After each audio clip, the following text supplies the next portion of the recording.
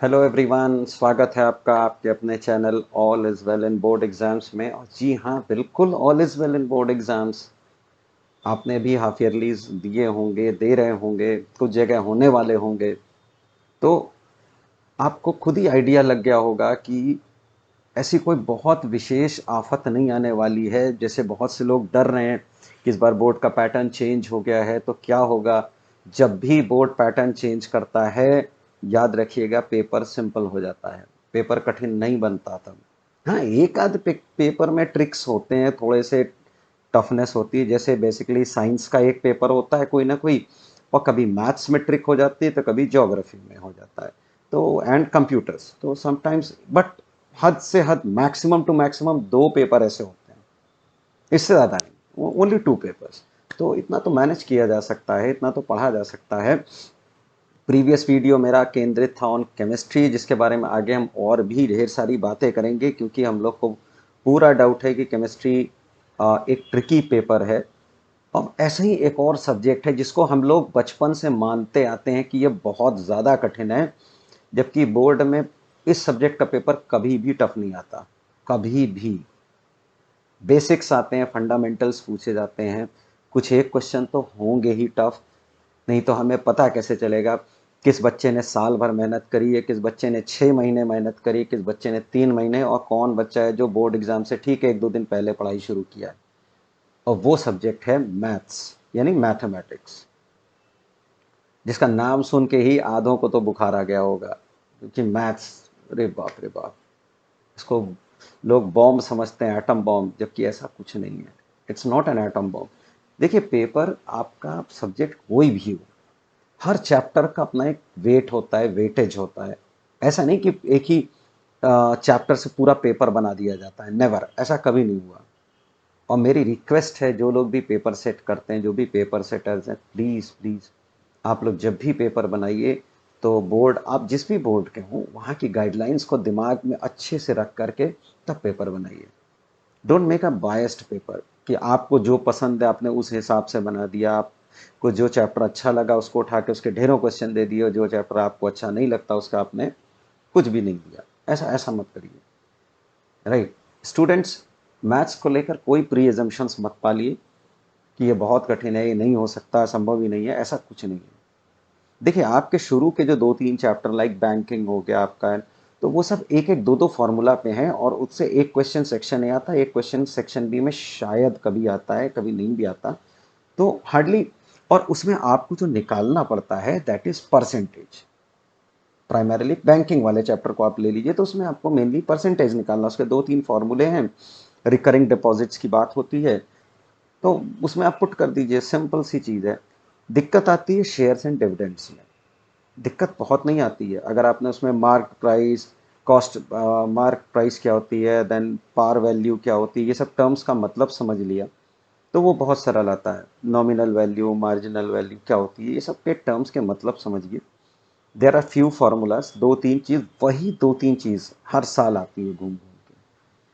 तो यदि आप उनके पेपर का पैटर्न जो आपकी बुक में भी दिया होगा कि किस साल में क्या पूछा गया, किस साल में क्या पूछा, एक लिस्ट बना लीजिए कि देखिए इस साल में ये 2-3 चीज़ पूछी गई इस चैप्टर से, फिर ये पूछा गया। आप पाओगे कि देर आर 3 और मैक्सिमम टू मैक्सिमम 4 फार्मूलेज हैं जो कि बार बार बार बार बार बार जिन पे न्यूमेरिकल्स रिपीट होते हैं।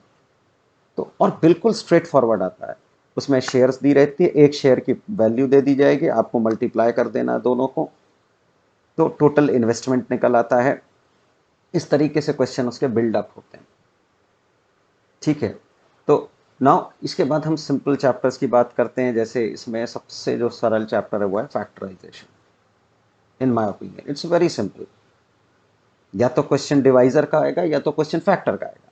डिवाइजर है तो रिमाइंडर बचेगा, अगर रिमाइंडर जीरो आ रहा है तो इट इज अ फैक्टर। कुछ नहीं, उसकी वैल्यू पुट करनी ऑपोजिट साइन के साथ। जैसे x प्लस 8 = 0 है तो आप x की वैल्यू पुट करेंगे -8, ठीक है। इन द इक्वेशन गिवन आप x की वैल्यू पुट करेंगे -8। देखिए इसमें सवाल कैसे आते हैं।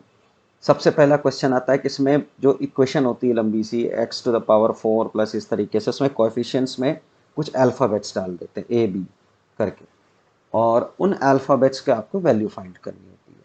With the help of two data, दो डेटा दे दिए जाते हैं। एक डेटा होता है डिवाइजर का, दूसरा डेटा होता है फैक्टर का। तो आप दोनों को पुट करेंगे, दो इक्वेशन आएंगी, साइमल्टेनियस इक्वेशन सॉल्व कर दीजिए, you will get the answer, as simple as that. दूसरा क्वेश्चन होता है जिसमें एक इक्वेशन होती है और आपको उसके फैक्टर भी निकालने होते हैं और उसको पूरा फैक्टराइज करना होता है।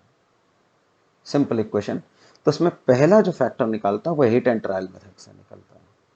1 -1 2 -2 लेते रहते हैं एंड हम लोग आंसर तक पहुंचने की कोशिश करते हैं। अब जब वो वैल्यू आ जाती है तो उससे हम पूरे को डिवाइड कर देते हैं। जैसे मान लीजिए x की वैल्यू 1 आई, पॉजिटिव का 1, तो हम क्या लेंगे x-1, और x-1 से हम पूरी इक्वेशन को डिवाइड कर देंगे। तो फिर जो आता है that is a quadratic equation, और क्वाड्रेटिक इक्वेशन को सॉल्व करना हमको आता है। आप श्रीधराचार्य लगा दीजिए फॉर्मूला, या सिंपल सीधे सीधे फैक्टर ले लीजिए। ठीक। तीसरा आ सकता है इसमें कि आपको एक कोई फैक्टर दे दिया जाए इक्वेशन का और कहा जाए बाकी के फैक्टर्स निकालिए। बस यही दो तीन तरीके के क्वेश्चन आते हैं, इससे ज़्यादा कुछ नहीं आता हुआ था। आप 10 ईयर आपके पास जो भी बुक है उसमें पीछे देखिए बोर्ड से क्या क्या क्वेश्चन है। बोर्ड का जो पैटर्न है उसको एनालाइज करना बहुत बहुत बहुत ज़रूरी है इन मैथमेटिक्स, क्योंकि एक पैटर्न है, एक ट्रेंड है जिस तरीके के क्वेश्चन आते हैं। केवल एक दो चैप्टर्स होते हैं जिनमें वो ट्रेंड बदल जाता है। ठीक है। जैसे वॉल्यूम वाला जो चैप्टर है उसमें ट्रेंड बदलता रहता है, उसमें क्वेश्चंस का शेप, क्योंकि आकार की बात है ना, शेप कोई भी हम ले सकते हैं, आप उसको दिमाग में अगर विजुअलाइज कर ले गए तो वेल एंड गुड। ठीक है। तो क्वाड्रेटिक इक्वेशन ना, मैट्रिसेस, मैट्रिसेस अनदर चैप्टर जो कि बहुत सरल है, एक ही तरीके का क्वेश्चन आता है। देखिए सेक्शन ए जो होगा उसमें प्लस या माइनस पे क्वेश्चन होता है। ठीक है। दो तीन इक्वेशन हो, दो ए इक्वल टू कुछ मैट्रिक्स दे देंगे, बी इक्वल टू कुछ दे देंगे, और एक उसका सी इक्वल टू कुछ दे देंगे, और एक सूत्र दे देंगे जिसमें आपको जिसे आपको साबित करना हो, एज सिंपल एज दैट।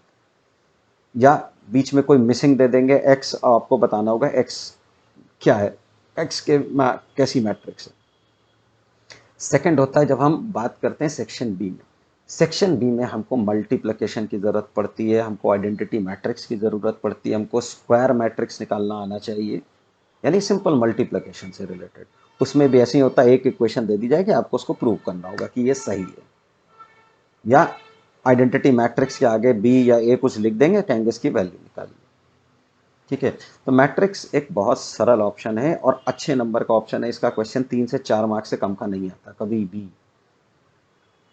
तो एक बेहतरीन चॉइस है आपके पास मैट्रिसेस के फॉर्म में, जिसमें आप बहुत आसानी से नंबर स्कोर कर सकते हैं, बहुत इजीली अच्छे नंबर ला सकते हैं। इसके बाद अब बात करते हैं कुछ दिक्कत वाले चैप्टर की। जी हाँ, trigonometry we all know it's an atom bomb, right. But जिन लोगों का दिमाग क्रिएटिव है, ट्रिग्नोमेट्री के लिए देखिए कोई सेट ऑफ रूल्स नहीं बना, आप हर सवाल एक तरीके से नहीं कर सकते, इसको आपको प्रैक्टिस करना ही करना है। इसके कम से कम 100-150 क्वेश्चन, 200 क्वेश्चन लगाने पड़ेंगे, तब कहीं जाके ट्रिग्नोमेट्री आएगी, नहीं तो ट्रिग्नोमेट्री नहीं आने वाली। हाइट्स एंड डिस्टेंसेज में केवल और केवल एक फॉर्मूला आता है, वो है टैन थीटा। हर चीज़ में टैन लगेगा, बहुत रेयर होता है साइन और कॉस यूज होता है। अभी मैं जल्दी जल्दी में सारे चैप्टर्स का एक ब्रीफिंग दे रहा हूँ। इन द कमिंग वीडियोस मैं एक दो दो तीन तीन चैप्टर को लेकर सिंगल वीडियो बनाऊंगा। ठीक है। तो उसका भी थोड़ा वेट करिए। मैथ्स है, फिजिक्स है, केमिस्ट्री है, बायो है, आई will be making videos on. इसके अलावा मर्चेंट ऑफ वेनिस पे या टेम्पेस्ट पे, या जो भी आपकी books I will be making, right. So then we come to volumes. Volume में देखिए तीन है, कोन, सिलेंडर एंड स्फीयर। और इनमें भी तीन चीज़ आती है आपको, volume, surface area and curve surface, total surface area, curve surface area. ठीक है। मेनली यही तीन आते हैं। हेमिस्फीयर, स्फीयर का जो भी है उसको हाफ कर दीजिए, बस बेस को आपको लगाना पड़ेगा इन सरफेस एरियाज में, क्योंकि बेस बराबर आपका हो जाएगा 2 पाई आर ले लीजिएगा कभी कभार, कभी इसका 2 आर लिया जाता है in the formulas, right. Volume के चैप्टर में एक चीज़ याद रखिएगा, हमेशा डायग्राम ज़रूर बनाइएगा और बहुत ठंडे दिमाग से उस फिगर को सोचिए, क्योंकि कोई भी फिगर कभी ऐसा नहीं है जो प्रैक्टिकली कहीं हो ही ना दुनिया में, या आपने देखा ना हो। देखा ज़रूर होगा, आप उसको उस डेटा से कोरिलेट नहीं कर पा रहे हैं। कोरिलेट कीजिए, आप खुद अपना दिमाग लगाइए कि ये चीज आखिर, ये आकृति आखिर देखने में कैसी होगी। कि अगर हमने ऊपर से हेमिस्फीयर रखा है, नीचे हमारे पास एक सिलेंडर है, तो ये कैसा दिखेगा। और क्वेश्चन कह रहा है कि उसका सरकमफ्रेंस सिलेंडर के सरकमफ्रेंस में फिट कर गया। ये कब हो सकता है? ये तभी हो सकता है जब स्फीयर का रेडियस और सिलेंडर का रेडियस एक हो, सेम। ठीक है, ये तभी संभव है, अदरवाइज संभव नहीं है।